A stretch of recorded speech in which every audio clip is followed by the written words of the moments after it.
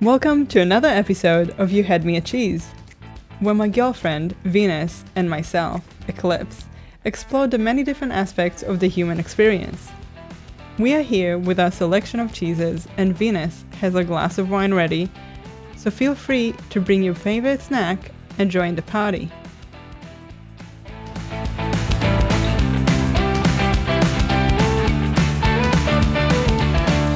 Hey listener, I am so excited that you are joining us.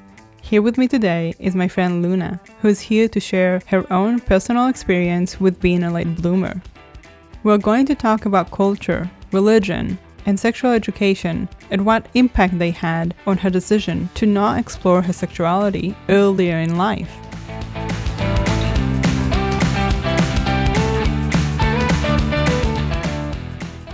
Luna is going to share what it was like for her seeing other teens and young adults exploring their sexuality while she didn't, and what led her to finally decide to explore her own in her 30s.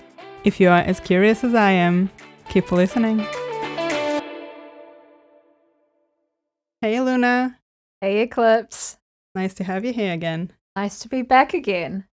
Last time we had lots of fun talking about boundaries. We did.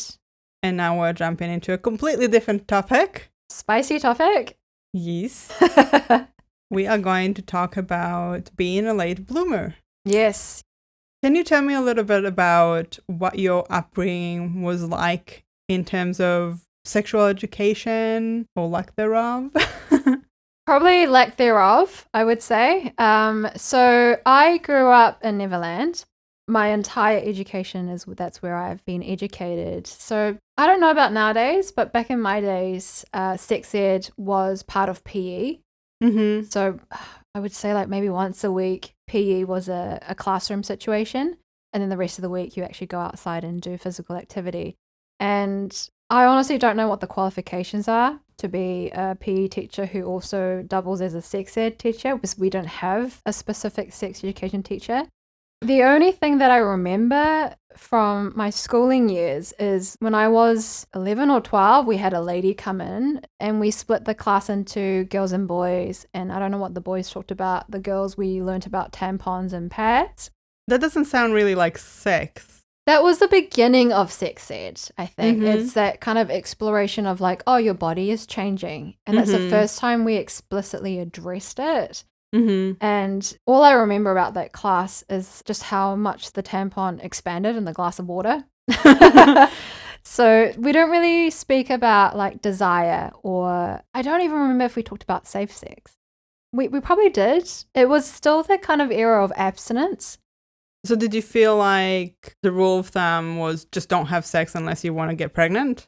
That's the feel I got at that age. Everything else in my life personally also maybe amplify that message. Maybe my friends who didn't grow up with a certain religion and a certain culture didn't take it in that way. But for me, it felt like, look, sex at your age is bad. Only adults have this. If you do this, these are the consequences. Also bad, bad, bad. What were the consequences? Well, pregnancy was presented as like end of your life kind of experience. End of your life? It felt like that for me. Yeah, like your life is ruined. You fucked it up, so don't do it. And also like almost like it's a dumb decision. Like if that's what you decide to do, then you're making a dumb decision. As a teenager? Yes. So almost like there's I don't want to say an intellect problem, but you're maybe a certain class of people. There was still that kind of stigma too, like teen mums. Mm-hmm. That's the vibe you're getting. So quite a bit of shame involved. Yes, yeah. Through kind of my later years in school where the whole condom conversation comes in, I don't think we even talked about contraception. I don't know what options we had. I'm sure we had the same options. I mean, maybe we did learn it and it just didn't stick with me because I didn't feel it was for me. Mm-hmm. I think for me that was the biggest thing. Like, this is a conversation this is knowledge I don't need because it's never going to happen for me, at least until I get married. Did you think about getting married at that point? I don't think about it explicitly in terms of I want to get married, but it's like after this schooling, you go to this, after this, you go to uni, after uni, you get a job, and then you find someone and you get married. And you mentioned religion. Mm-hmm. Religion plays a massive part in my life. It probably is the primary force that shapes my worldview and my values. I grew up in a Christian household. And how did that shape your view about sexuality? I don't think it added too much to what I already carried with me. I was literally born into this religion. Anything that still lingers with me today is more earlier years, foundational. And the funny thing is, it's not like someone at church said, blah, blah, blah.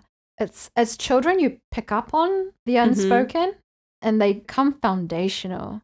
Maybe it felt more personal if I transgressed. It felt like I actually wronged someone. Did you have any thoughts about sex, about people you were attracted to, questioning what it is that you were being taught, anything like that? I never questioned what I was taught.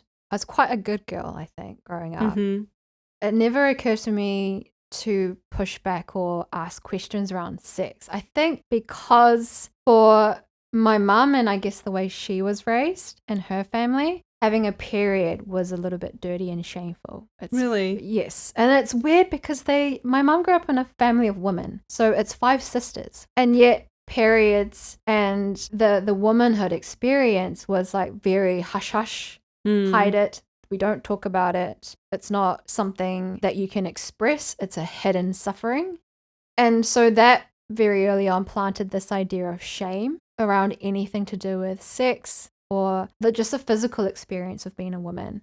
And then sex itself was, I think for the longest time, maybe not until I had my first experience, it didn't even occur to me that it was something you had outside of marriage. It wasn't an option. So things are not really talked about in your family? No, absolutely not. What about with your friends? I knew my friends were losing their virginity. Someone would be like, oh, ours having sex with her boyfriend. I would never directly talk to the person who was having the experience. It was always one person across who would tell me about it. So I knew that was happening, but I don't know if it's a Neverland culture thing or if it's the kind of friends I have at that time. But we never directly talked about it. No one was like openly talking about it, expressing concerns or what went well, what didn't go well. And the other possibility is that my friends knew that Christianity was a big part of my life and maybe they felt like they couldn't or it wasn't relevant to me. So they might be talking about it between themselves. I see. In a way, they were making assumptions about you and keeping you in the dark, while you're also being kept in the dark by your family. Yes. What about the internet? Oh, shit, man. Like, I'm glad this is anonymous because then I can say this. The first time I remember masturbating, I must have been 6 or 7. Really? Yeah. All right. Did you know what you were doing? I didn't know there was a word for it. I knew it was something I couldn't do around people. But do you know, I was actually doing it when I was in bed. I was sharing a bed with my aunt, I think, at the time. So there was a real strong drive for the pleasure, I guess. I even did it in a classroom once. I was in primary school. All right. But it was such a physical experience for me that I didn't even think about what is it that I'm doing? Why am I doing it? There was maybe a sense that this wasn't a good thing. Like my mum would not like me doing this. Did your aunt or your teacher or anyone in the class notice what you were doing? Never been caught, I think. Either that or they were like super uncomfortable with the idea of calling you out on it. Yeah. I don't know, she seems in the zone. Let her do it. It'll be over soon. All right. Did you continue doing it? Oh, masturbation's been, because I felt like sex was not an option for me, added to that the barrier of there's no way I could have asked for contraception. In my head, I'm like, there's no way I can ask for this. And then without contraception, even like sneaky sex becomes such a high barrier because what if something goes wrong, right? So masturbation has been the only and biggest way that I experience pleasure in the body for me. That's fair. And that's basically starting at 6, 7 years old and throughout. Yep. Never stop. No. Well, nowadays I'm too tired. I mean, that's a completely other story. Yeah. We are getting old here. Yeah. So this is happening throughout your childhood, teenagehood, 20s. Mm-hmm. Mm-hmm. At what point do you turn around and go, I want to explore this further with somebody who's not me? Funny thing is, I was always grossed out by the idea of sex with a person. Tell me more about this. I just felt it was disgusting. Like, ooh, body fluids, someone else's spit. Never have I felt like horny about that. Mm-hmm. And yet, I think my sexual exploration was very much intellectual and fantasy. So I liked the idea of it. And I had characters that I could role play with in my head. Even right now, I can't think of one person where I thought I really wanted to jump that person's bone. Interesting. And so when you say, I like the idea of sex, what is the idea you had in your head? I wonder for me if the appeal was the taboo of it. It's something dirty, something forbidden, something raw and wild maybe, but then I don't know what it was, right? I've never seen it. I never experienced it. I mean, I got into porn. When did you get into porn? I got into hentai manga first because I was reading manga. That's very specific. Yeah. It's the thing about the internet and reading manga off the internet is hentai is so prevalent. Even if that's not what you're there for, it is constantly advertised to you. Do you think you were targeted? Because I don't feel like I am constantly really being advertised. Oh shit, what am I Googling? My friend shared a horror manga with me one day. And it just opened my eyes to this like weird genre that I didn't even know existed. To this day, it haunts me. I kind of wish I never read it. Then as I started to read manga that was more geared towards romance, and you go more and more, and then you go from the kind of cutesy high school romance manga to the more young adult, young woman, and it's really not a fast step from hentai from there. And you click on it out of curiosity. And that was probably my first encounter and exposure to explicit depiction of sex in 2D. What did you think of it? Really exciting. Naughty. Again, that element of taboo, which has been quite a defining feature of my journey with sex, I would say. I definitely knew like, oh shit, this is bad. This is naughty. But that was also what made it really arousing.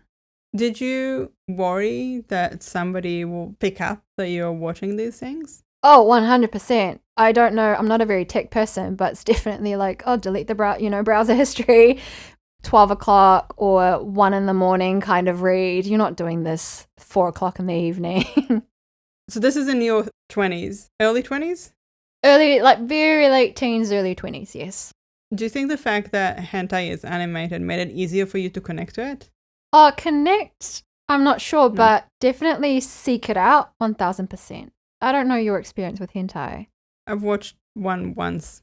Because so manga for me was more the reading. Yes. And there's such a variety, right? There's quite extreme ones out there. They kind of started to scare me a bit. It felt like the outer edge of taboo that I don't know if I can cross over there.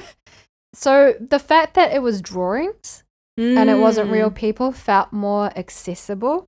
And at the time, I probably wouldn't have classed it as porn. Interesting. And so if we don't classify that as porn, when did you move towards, I guess, live action porn? Mid-20s, and it probably peaked late 20s. And what was that shift like for you? I think the hentai wasn't doing it for me anymore. So you start to seek out something a little bit more extreme. But then where I ended up, I didn't like. And then I didn't know what platforms to use. like I'm interested in watching real porn, but I don't know what is a safe platform to use. If I click on this, is my computer going to be hacked? That kind of thing.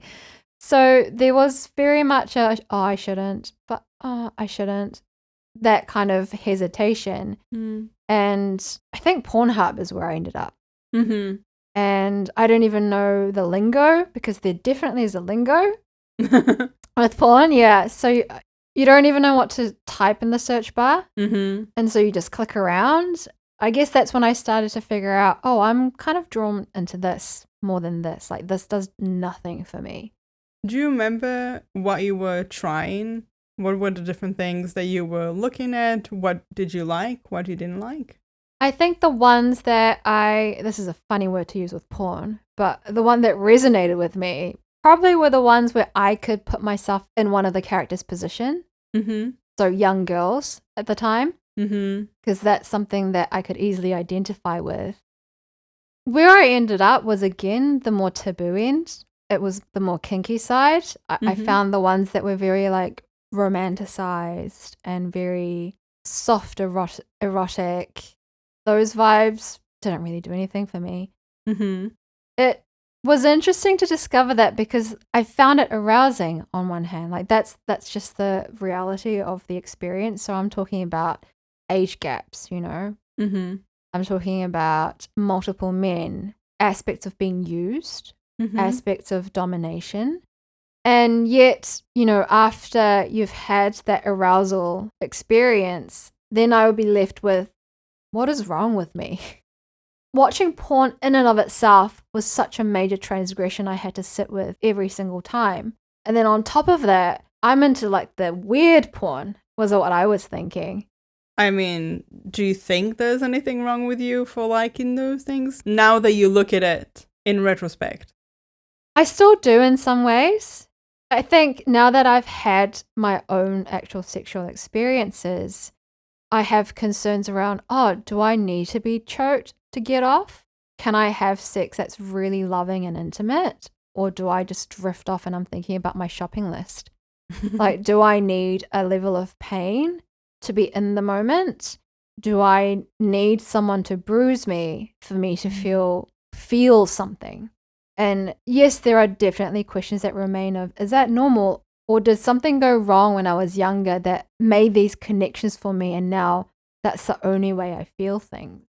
Is it the only way that you can experience pleasure? Or have you been able since then to experience it in a more gentle way? I've yet to be able to really enjoy myself when it isn't that way. I see. But I haven't had a whole lot, I feel, compared to people my age. So maybe it's a matter of constant, I don't know, is it a matter of practice? If at first you don't succeed, try again. Yeah. So I haven't had the practice, definitely. I've gone for partners who aren't into that really themselves. So it isn't something that I've had to really like sit and experiment with. Not as much as you would have liked. Having been with partners who have only really been into those things and that I'm into, I don't know. I've talked to one person who I've never been physical with them, but we talked about this and we talked about the female orgasm and, what does it take to get there and his experience with women. And he was telling me, like, on his first, second, third, fourth, fifth dates, actually getting to the stage where you're comfortable being physical. If the woman was comfortable, he much preferred learning about her body. So there was no penetration for those like first couple of times, because it's all about her pleasure and getting her comfortable with him, pleasuring her. And when I thought about, because we were talking about going down on someone, and most of my partners really were into it. I was more like, I don't mind if that's what you want to do, but this is not for me. Really? No, because I don't really get anything out of it. I see. Okay. And he's the one who said, well, what do they do? And I was like, well, they did this. And he's like, how long did they do it for? And I was like, well, not that long. And then that's when he said, I've been down on women for like over an hour, and we just figure out, does this work for you? Does that work for you? Okay, we take a break and we come back to it. And I was like thinking, holy shit. And trying to put myself in that scenario of me asking a partner, hey, I really want to experience pleasure through this with you. For the next 20 minutes, can we experiment? Mm. And I just couldn't see myself in that situation of asking for that. Yeah. I think asking for what you want is hard to begin with. When it's in a sexual context, even more so. And then when you don't actually know exactly what it is that you want, Yeah. it's like the trifecta. Yeah. Yeah. I guess the question that comes to mind for me is, why did you not have sex with this person? It didn't work out, unfortunately. There was a weird misunderstanding. He felt like we were being friends. I thought we were seeing if we were right for each other. And in the interim, he had reconnected with a childhood sweetheart. I So see. we never got to that stage. You said you started your journey at 35? Yes. What prompted it? It was because I had sex with someone. So I was like, fuck it. Well, I've had sex now. Wait, okay. So how did that happen? Take me back to before the sex happened and tell me how things unfolded. So this person that I had my first sexual experience with was a colleague. And that meant we spent a lot of time together. We developed banter. It was a friendly relationship. I don't know how or why, but I started spending time over at his place and we would watch movies. I would sleep over. And that probably in hindsight should have let me know how this person operated. I slept over the first time and I woke up with him cuddling me. And so there wasn't a conversation around boundaries and I never raised it again. A pattern here. If you haven't listened to the episode where Luna talks about boundaries and how hard they are to set, then I would highly recommend looking it up on whatever podcast platform you're using. Yes. Please continue. So I don't think it was organic because he established a dynamic and I just went along with it because I didn't want to point it out and stop and talk about it. And so I was like, okay, now we're cuddle buddies. And it wasn't frequent, but it happened. After work, I would go over to his place. We would snack, watch a movie. If I can, I would sleep over. If not, I'd just go home. And the night that the sex happened was a mutual colleague's birthday party. We all went out. There was a lot of alcohol involved. I got smashed and not proud of myself for that, but it happened. And when I had spent time with him at his place as a cuddle buddy, he made no moves, no indication that he wanted it to go any further. And I think maybe I wouldn't have minded if that was the case, but because he didn't put the moves on me first, I didn't raise it. So I was like, okay, so this is just what we are. And when that night I was so smashed, I could have gone home on an Uber. I couldn't tell you why that I didn't take that option. My colleagues were, okay, someone needs to take care of her or make sure she gets in an Uber home. He volunteered. And so we called an Uber and then we went to his place. Prior to this day, if the opportunity presented itself, would you have liked to sleep with him? At the time, I would have said, yeah. Okay. Yeah. I think that was there. I think at that point, he had become an object of fantasy. I didn't really know the person because we didn't spend time getting to know each other. We spent time with each other. I see.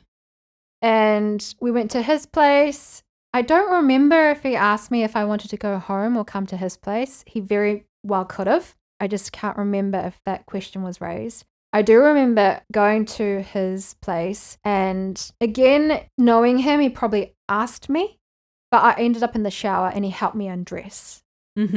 So this is the first time I've been naked in front of someone. And I was so smashed, like it didn't even, I registered, oh, I'm naked in front of this person, but nothing else registered. And so I had a very drunk shower at his place. He helped me dry off and get changed into a pair of comfortable clothing. And I do remember feeling very taken care of. And that really made me feel open to him. And like we normally do, we ended up in his bed and he made me a cup of tea and we watched a movie. But then something else happened. So we're cuddling, and I don't know how graphic you want me to go. As graphic as you'd like. So we're cuddling, and this is very normal. I'm feeling very tired at this point. It's like that drunk tired, you know. My head's spinning a little bit. I'm feeling tired. I'm nice and warm. And he's starting to play with my breast. Mm-hmm. And he's like playing with the nipple. He's just massaging around it. It's not doing anything for me. But he's having fun and I don't care. So I'm like, yeah, you do you. I'm just watching the movie, kind of, but also falling asleep. I think after a while, my body is starting to catch up with the sensation, maybe. And so I start to moan. I don't know. It's starting to become a physical sensation for me too. But in my head, I'm not aroused. Maybe my body's aroused, but my head's not aroused. I think your head is dead set on going to sleep. Yeah. I do remember not having the intellectual arousal. That's something I'm really familiar with. That's my kind of primary arousal is intellectual. And I think I was starting to move with him, moaning, maybe making sound. So I'm sending signals that, oh, I'm engaging with you. Mm-hmm. And then it was like a flip of a switch. My pants were off and he was eating me out. And I don't know, it was bizarre because in a sense I'm drunk, so I'm quite disconnected from my body. I'm not fully actually present and here in this world. And at the same time, there's this very new sensation going on. I don't know how I got to this place. I don't know if I'm liking this or if I want it to stop. And then that's how I had sex. When you look back at it, would you have preferred it a different way? 1000%. I do want to make it clear that he did ask at the point of penetration, hey, do you want this? And I did say yes. Fair, but also you were smashed. Absolutely. Smashed, tired, not sure what was going on, but I liked him. And I would say probably a part of me felt like, well, it's too late now. I can't be like, no, can we stop now? Can I go back to sleep? I mean, you can. And yes. But I can understand the sentiment of, I don't know if I can say no now. You already put in the effort. Yeah. And technically, you've given me pleasure, and now it's kind of like your turn. Yeah. There should never be a time where you cannot stop. You should always be able to go, actually, like, I don't want to continue this anymore. Mm-hmm. But with all of the things that are involved in this, I 100% understand why you didn't feel comfortable saying no. Yeah. So I said yes, and then we're having sex, and then I was done, and I was like, I think to this day, I'm just like, what happened? Yeah. I mean, I'm a very big advocate for not having our first time while drunk. And I'm not only talking about first ever time, which is a lot more important, but just in general, when I'm with a new person, I never wanted to be under the influence. I completely, having had that experience, I completely agree. And I think only lived experience can teach you why people say those things to you. Because it sounds like a rule and it sounds like a sensible rule. But when you've had the experience that shows you, oh, that's why people say that. That's not how I wanted my first time to go. At the same time, I wonder if I would have ever had a first time if that's not how it happened. There was just so much that was so hard for me to overcome. What do you think was the biggest barrier for you? I think fear. The story that I've always tell myself, and it's such a practice narrative in my head is, oh, I'm afraid of sinning. I'm afraid of disappointing my mum. I'm afraid of being caught. But I think the biggest fear actually is, for me, sex is the most vulnerable human experience. Beyond the nakedness of my body in front of someone else, it's such a rawness, right? Unless you're pretending to enjoy yourself, there's nowhere to hide. There's nowhere to be like, I'm this polished and experienced person. And so that terrifies me. And that's a feeling that terrifies me, not just in sex, but in any area of life that might come up. That's like, oh, no, I'm not going there. Did you feel less than because you hadn't had these experiences? Oh, absolutely. Yep. Definitely had those judgmental thoughts. I mean, I had them from my 20s. Shit, you are 25 and you've never kissed. Oh my God, you're 27, you've never had sex. Shit, you are 35 and you still haven't done these things? That is so shameful. It's interesting though, because you're saying it's so shameful that you haven't done it, Mm-hmm. but then it's also shameful to Yeah. do it. Yeah, I'm screwed either way. It's like catch-22. Yeah. And so I'm wondering if you've had these thoughts about, I'm 25 years old, I'm 27, etc., and I haven't done these things. Was it not a follow-up thought about doing something about it? No, because I could hide my fear behind the religion. I'm afraid of having sex with someone because then I would have to be so real and vulnerable with that person. And I am never real and vulnerable with people in my life. And so the justification I immediately latch onto is, oh, but I'm Christian, so I can't have sex before marriage. It becomes a future Luna problem. The Luna that's going to get married. Do you still see yourself the same way in terms of not being real and vulnerable with people? Yes and no. I think I've got a long way to go in terms of feeling really authentic about how I turn up in life. I'm a massive people pleaser. It's, I think, going to be a lifelong journey. I don't put that expectation on myself that, in 5 years' time, you're going to feel like this. I think it's an aspect of me that I need to learn to explore and embrace. But with having friendships like with you and with my other close friends who show me what real and vulnerable is, I've had opportunity to practice that. I feel a definite shift in that it's safe for me to be myself. It's safe for me to express what I really think and how I really feel and what I'm really scared of, but not to the level that I wish I was. Not yet. Not yet. I think personally I can say that since the beginning of our friendship, I've always felt like you have been authentic with me, and I have really enjoyed getting to know you on such a deep level. I feel like it allowed me to also be very open. Not to say that I'm normally non-open, but I think the fact that I felt comfortable with you, that it was a safe space, I think that it impacted the way I engaged with you a lot. And so I'm quite grateful that you chose to be open, real, and vulnerable with me. And that's really interesting because the first time I met you in person, I think I cried in front of you. Yes, you did. And the thing is, you say you felt you could be open with me because of how I turned up. But I felt like I could cry in front of you, the stranger that I'm meeting for the first time, because I felt you were such an open and real person. Yeah, I think it's interesting how we are dancing this dance. And I think we all do these little steps, like dancing around with our friends or with our partners or with our parents. And each person does a little step. And then depending on the other person's choice of step, then the next step comes. Yeah. And I think that's kind of how it worked. I'll be open with you to a certain extent. And depending on how open you are to me in return, then I'll decide how open I am after and vice versa. And yeah, so I'm just really appreciative of that, and I've really enjoyed it. Oh, me too. It's so rare.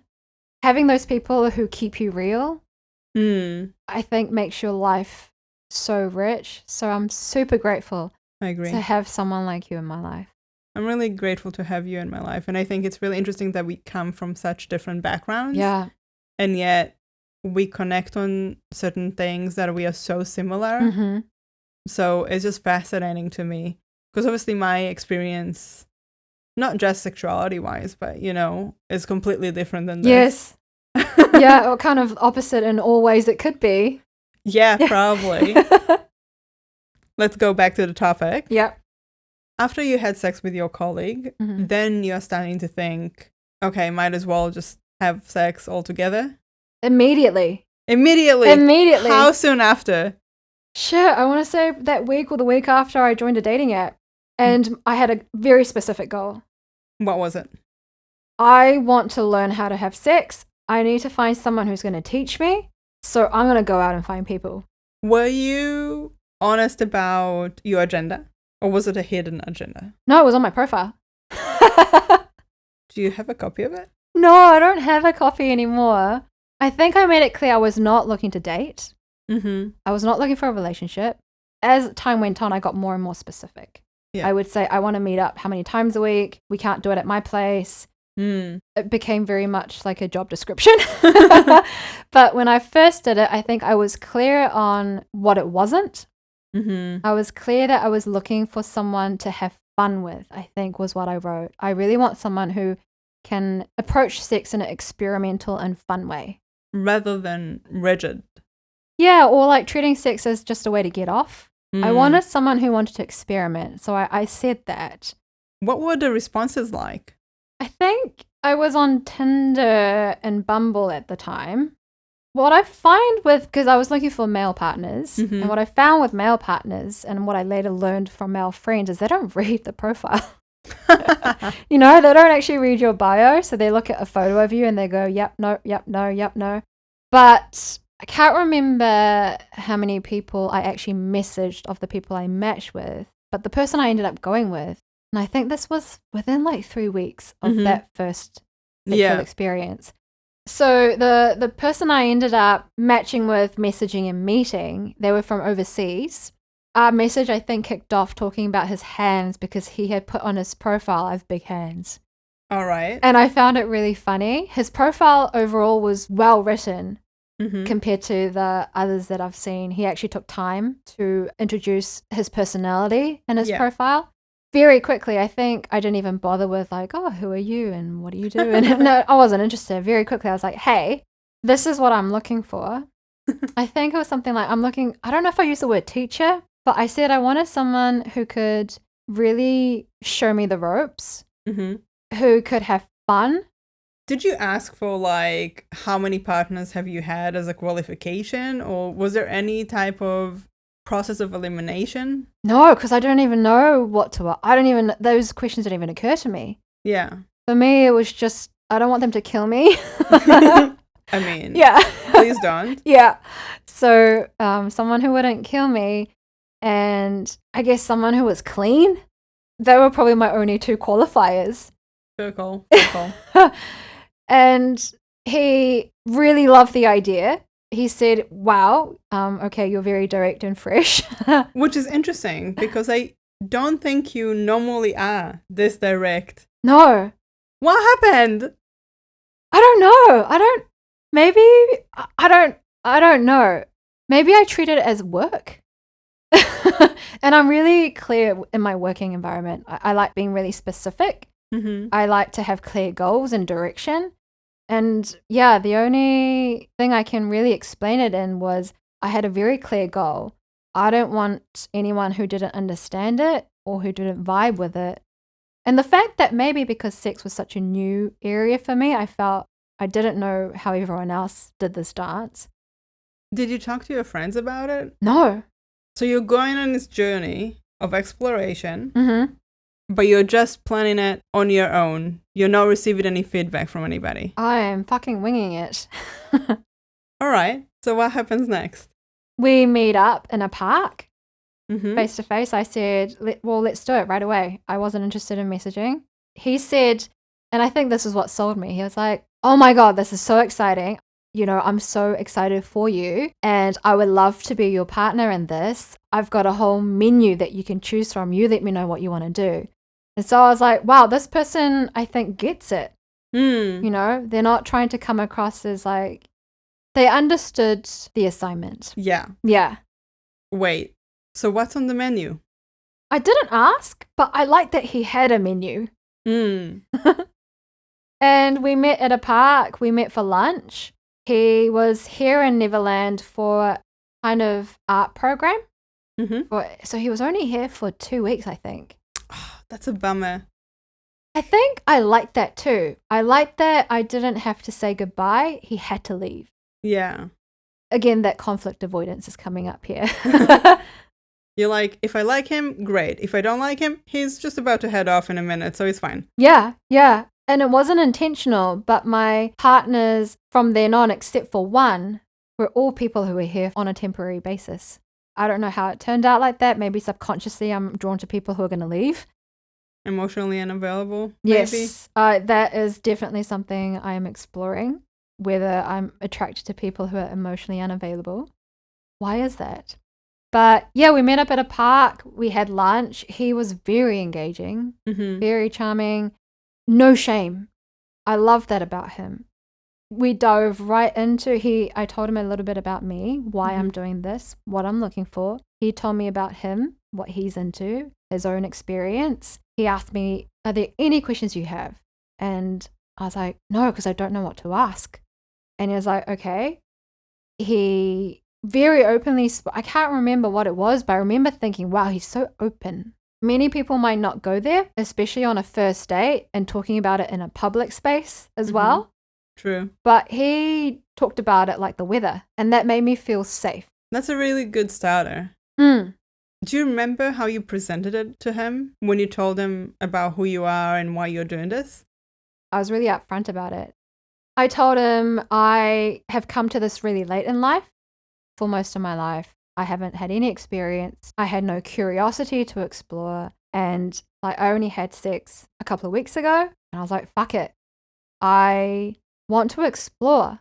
I want someone who is not like, okay, put on the candles and the rose petals on the bed and, you know, Barry White's playing in the background. I want someone who's okay with stopping, starting, a lot of questions, because I'm a question person, like, oh, okay, so you want me to suck you off? Where do I start? How do I hold you? Like, what do you like? I need someone who can give really specific instructions. Yeah.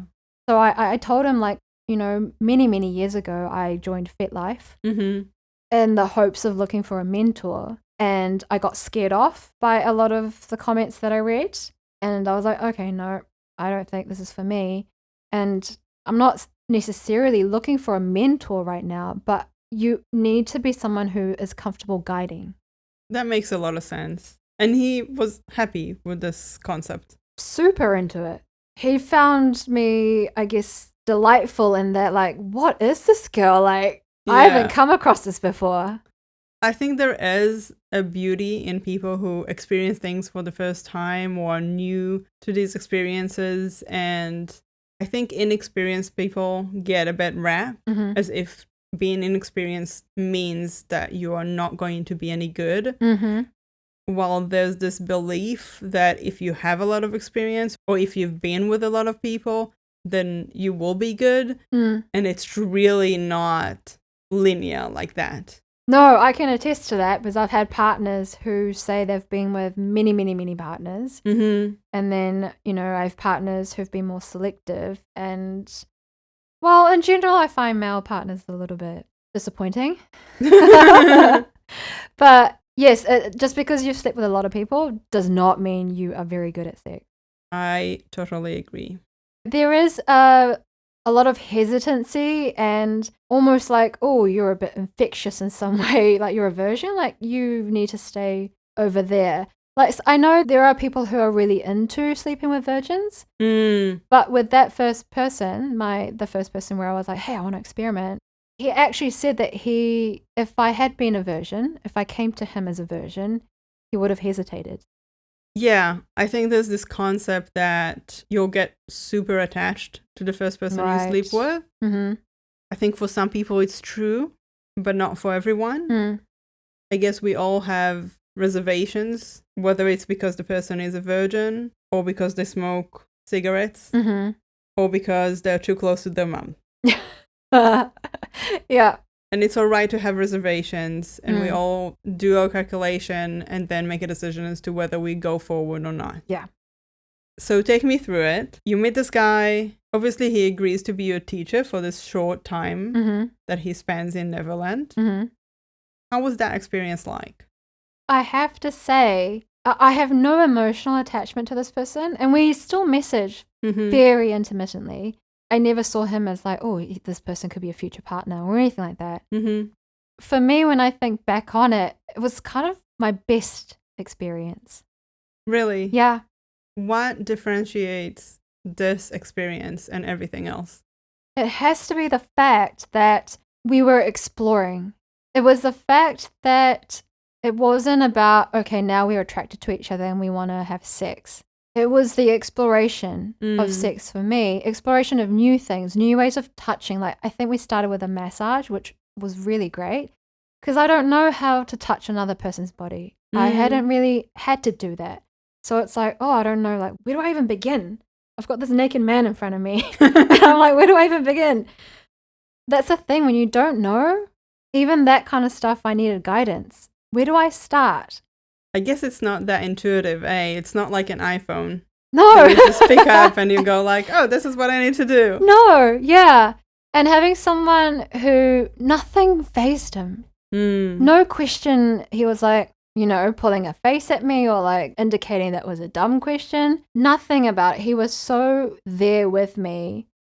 I don't think anything on his profile indicated he leaned towards that way. And I don't know if because that was my best experience, that's why I keep seeking it out. But of all the partners I had, it was also my best, like, being dominated by someone. You know, like, I have yet to meet someone who can choke me in that way, who knows, like, right the edge of the pain, where to take it to, where it becomes, okay, that's not nice anymore. But, you know, if it's too soft, it's like not really doing anything for me. It was best because it was fun. The sex was the vehicle with which we explored each other. It wasn't about someone coming or getting off. And I haven't had that experience since. I'm sad to hear that. I know. But I have to take responsibility for that because I haven't expressed that. I've kind of, honestly, sometimes I wonder, like, why are you even having sex with people if you aren't actively participating in it by saying, I want to do this. I like this. What is it that you're not saying? Everything. I am so passive, and I don't know if it's because of my inexperience. I feel like I can't say things. You know, like you said, if you don't know what you want. But it sounds like you do know what you want. And you were able to verbalize it to this first person. Yes. That you explored with. So what happened after that experience that prevents you from telling your future partners what it is that you actually want? Fear. Definitely. If I say, hey, can we try this position? And they're like, no. Then I don't know how to come back from that. Also, I guess judgment. Like, hey, I like it when you do this. And they're like, ooh. And also, I didn't know how to navigate two desires. You know, they obviously want things, correct. You know, like they like certain things. I like certain things. I didn't know how to have a conversation, especially during. It's tough. Yeah, especially during, to say, is this working for you? Is this working for me? Where do we meet for this to work? Honestly, there have been times where I'm like, you know, I could be a sex doll right now, and that would be pretty much what what I'm doing as being a sex doll. If they like flip me around, I flip around. If they want me in this way, I do it this way. But it's not really what you want. I'm not participating. I think the more I did it, the less I participated. Do you feel like maybe it lost its spark? Towards the end, absolutely. Hmm. I think I had a lot of fantasy around what sex was going to be like. And I'm really good at pleasuring myself. True. So if they're going to have sex with you, they need to at least meet Yeah. that bar. Yeah. And very few people did. You know, so the more I did it, the more I had to ask myself, why am I doing this? That's fair. And so did you end up actually pausing? I'm paused now. How long have you been paused for? So my last partner, we parted ways last year, July. So it has been a while. It has been a while, and I have no desire to. I've lost that spark for discovery. Do you think you are too busy with other aspects of your life at the moment? Yes, that does play a big part. I don't have as much spare time. And it's a massive deterrent, the fact that I live with my mum. And so I always had to go to my partner's place or with that first person. I actually booked Airbnbs. Who paid for it? I did. He got lucky. Yeah. Damn. He probably felt like he won the lottery. Yeah. He was younger than me as well, I think.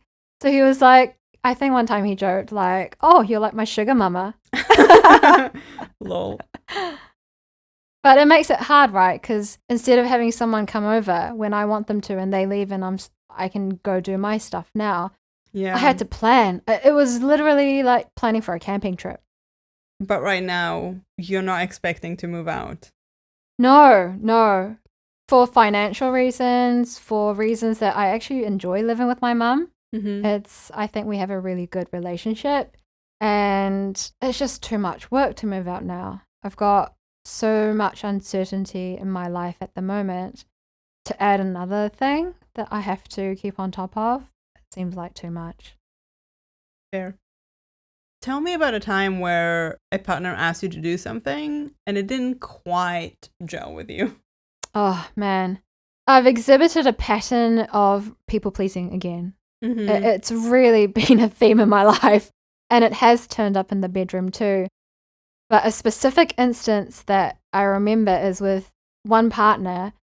For him to be able to come, he needed dirty talk. And it was saying things like, come inside me, or like, I want you to fucking come. It was like, kind of initiating, like, do Let it, me do feel it. you. Yeah. When he was close, he'd be like, oh, like, can you do this for me? And the first time I did it, I froze because I was like, I don't even know what to say. And I think I said, I don't know what to say to him. And he was like, oh, just, say this or this. And I think I said exactly what he told me to say. And it probably felt like Siri was saying it, because I was like, yes, come now. Orgasm cycle initiated. Yeah. And this is something he needed. So every time, and we met once a week, so this was pretty frequent occasion. And I felt really uncomfortable the first few times. And I told myself, that's because you've never done it before. And so this is like a beginner's learning curve. But I think after some time, I realized I don't like dirty talk. It really pulls me out of my own experience. I'm someone who's in my head a lot. It takes me a lot to be in my body. My body is separate for me 20 hours of the day, most of the year. And I only feel it when I hurt myself or I'm exercising. And so for me, sex is a very physical dance. Not that we can't have conversations and checking in. I love it when my partners check in because I feel really taken care of. Is this okay? Should I go harder, softer, slower, faster? But the dirty talk aspect really pulled me out of the here and now.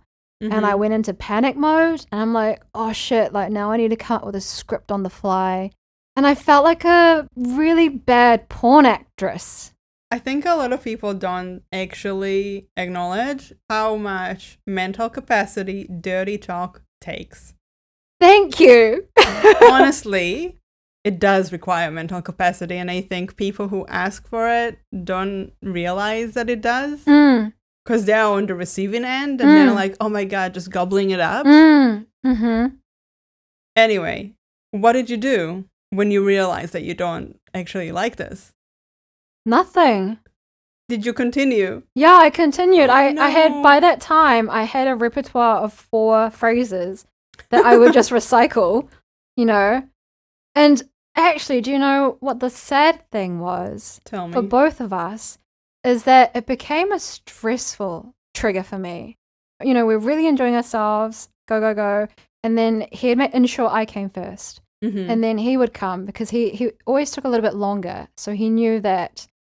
So as soon as I've come and he's going at it and he's like, okay, I think I'm close. As soon as I hear that, I'm already stressed. I see. Yeah, so I'm out of the zone. I'm already stressed. All I can think about is make him come as quick as he can. Oh my God, I need to make him come as quick as he can. And so it became like a race. And I don't know if he felt that kind of shift towards the end, but for me, I don't think it was fair on him that I felt this was now becoming a bit of a chore and just let's get it over and done with because I just want to go to the cuddling bit. In retrospect, would you have liked to tell him, hey, I'm actually not into that?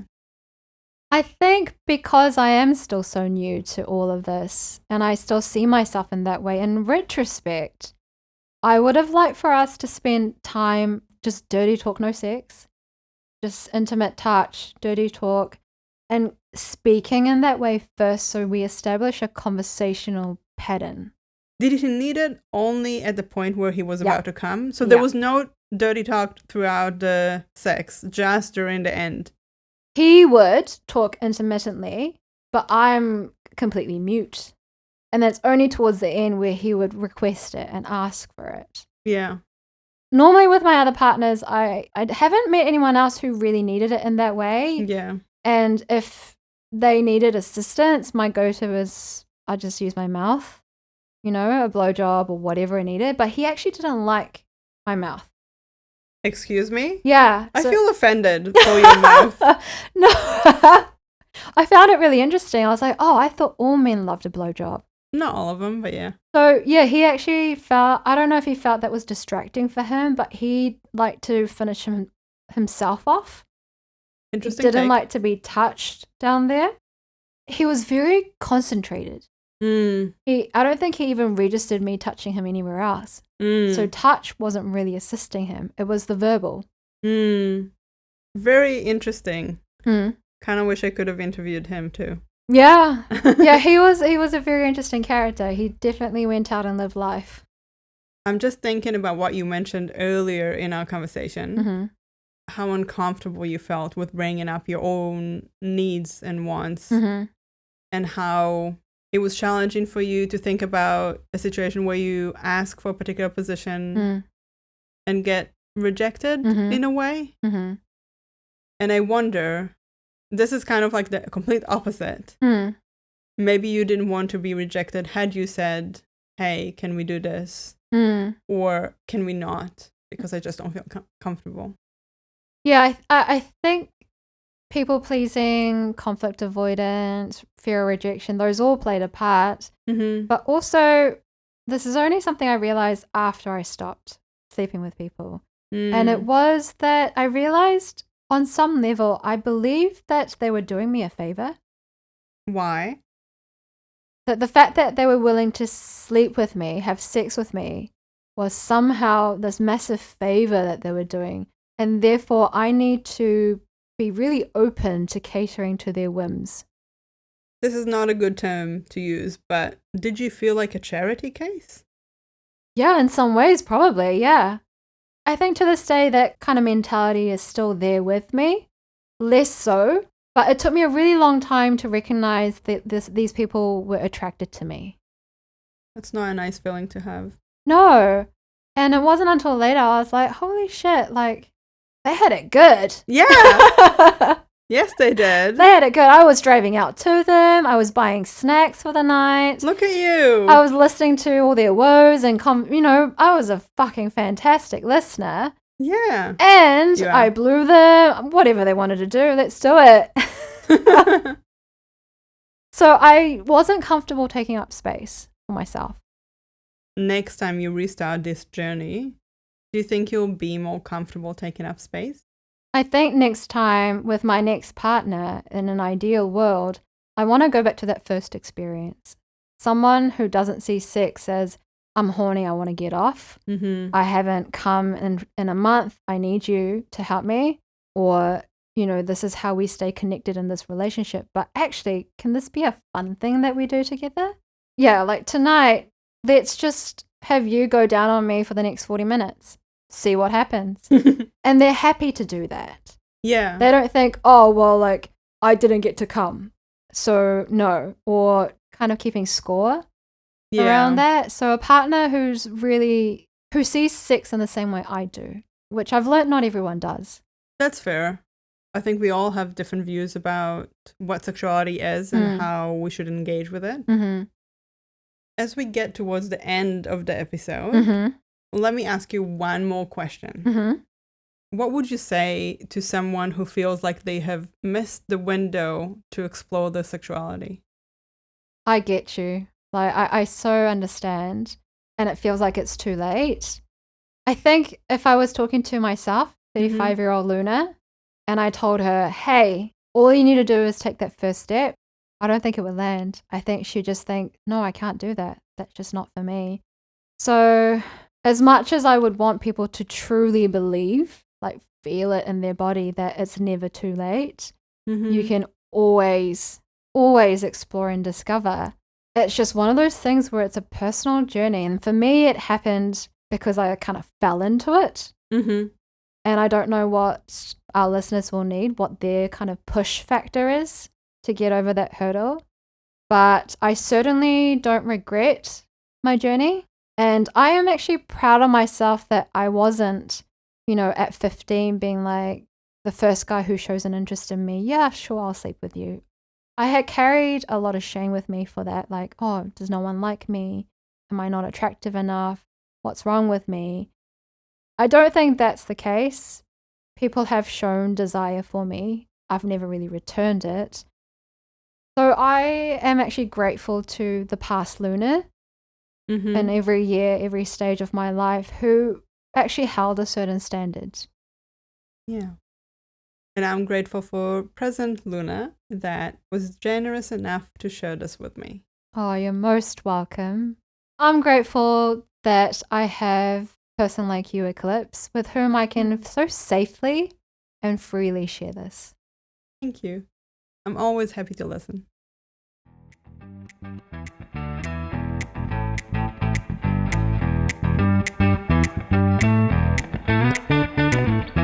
We have reached the end of our episode and hope you have enjoyed your snack as well as our conversation. If you liked our podcast, we would truly love for you to leave a comment, rate our show, and share it with anyone who would benefit from our conversations. And if you didn't like our podcast, then don't worry about it.